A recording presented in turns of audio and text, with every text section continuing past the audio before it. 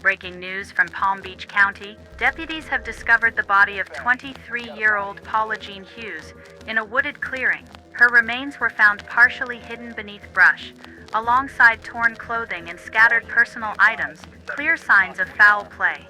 December 1987. In the dense woods of Palm Beach County, Florida, a grim discovery was made. The lifeless body of Paula Jean Hughes lay hidden beneath the brush, her life stolen in a brutal and unsolved crime. This is the haunting story of Paula's murder, a case that has remained a mystery for nearly 4 decades. The wooded clearing was quiet, but the evidence spoke volumes. Deputies found fragments of clothing, signs of a struggle, and Paula's body left behind as if discarded. The scene was chilling, and the questions began immediately. Who was Paula? Why was she here? And who wanted her dead? Paula Jean Hughes was more than a victim. She was a daughter, a friend, a young woman navigating life in Florida during the late 1980s. To understand her murder, investigators had to first understand her life. The people she trusted, the places she frequented, and the secrets she may have carried. Detectives launched a full investigation. Leads were scarce, but Paula's murder demanded answers. They interviewed friends, family, and anyone who might have seen her last. Yet, every clue seemed to dissolve into silence, leaving investigators chasing shadows. The autopsy revealed the brutality of Paula's death. She had suffered blunt force trauma, and there were signs of strangulation.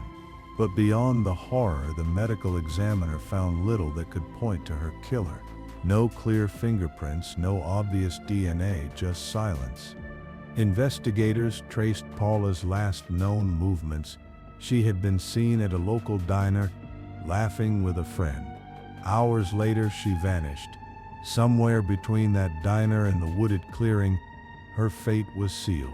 Detectives began to circle around possible suspects. Friends, acquaintances, even strangers who had crossed paths with Paula. Each interview revealed fragments of truth, but none enough to solve the puzzle. The murder sent shockwaves through the community. Neighbors whispered, parents warned their children, and fear seeped into everyday life. Paula's death was not just a tragedy. It was a reminder that danger lurked close to home. The media seized on the story. Headlines screamed of a young woman's murder, and speculation ran wild. Yet beneath the sensationalism, the truth remained elusive. As months turned to years, Paula's case grew cold, leads dried up, suspects faded into obscurity, and the file was pushed to the back of the shelf. But the mystery never disappeared. It lingered, waiting. Detectives zeroed in on a man. Paula had been seen with days before her death. He was known around town, a drifter with a reputation for trouble.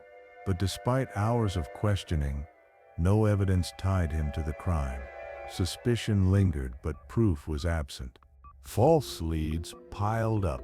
Anonymous tips, rumors whispered in bars, and stories that unraveled under scrutiny. Each lead promised hope, but each ended in disappointment. Paula's killer remained hidden in the shadows. Paula's family pleaded for answers. Her mother spoke of Paula's kindness, her laughter, her dreams. The pain of loss was unbearable, but the torment of not knowing who was responsible cut even deeper. Rumors spread like wildfire. Some claimed Paula had enemies. Others whispered of secret relationships. The truth was buried beneath speculation, and the town became a theater of suspicion. One detective refused to let the case die. He worked late nights, piecing together fragments, chasing shadows. Paula's face haunted him, her case becoming more than just a file. It was a mission. Forensics in 1987 were primitive compared to today. DNA testing was in its infancy, and evidence that might solve the case decades later was useless. Paula's killer had slipped through the cracks of science. A second suspect emerged, a man with a violent past, living in a nearby trailer park. His alibi was shaky, his temper notorious, but once again, evidence failed to connect him to Paula's murder. The community carried the weight of Paula's death.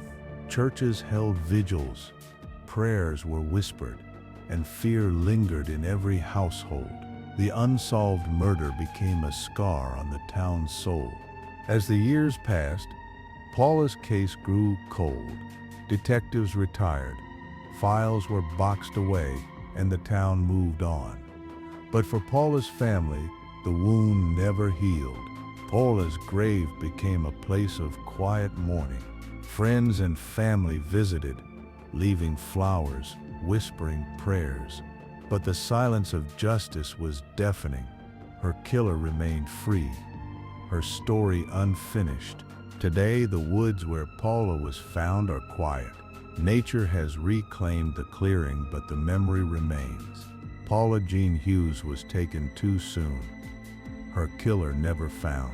Her story is a haunting reminder that some mysteries never fade. They echo through time, demanding answers that may never come. If you want more gripping true crime stories like this, hit like and subscribe and never miss a case.